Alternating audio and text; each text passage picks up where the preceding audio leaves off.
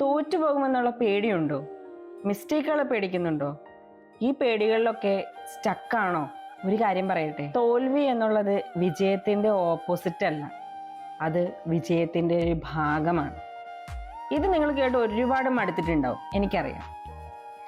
പക്ഷെ ഒരു കാര്യം ഞാൻ ചോദിക്കട്ടെ, നമ്മൾ കണ്ടിരിക്കുന്ന സക്സസ്ഫുൾ ആയ, അതായത് വിജയിച്ചു എന്ന് നമ്മൾ കരുതുന്ന മനുഷ്യരൊക്കെ, അവരൊക്കെ ഒരു തോൽവികൾ പോലും ജീവിതത്തിൽ നേരിടാത്തവരാണോ? അതുപോലെ തന്നെ ശാസ്ത്ര ലോകത്ത് നമ്മൾ ഇപ്പോൾ അനുഭവിച്ചുകൊണ്ടിരിക്കുന്ന ഓരോ സൗകര്യങ്ങളും കണ്ടുപിടിച്ചപ്പോൾ ആ വിജയം നമ്മൾ ആഘോഷിച്ചു അല്ലേ?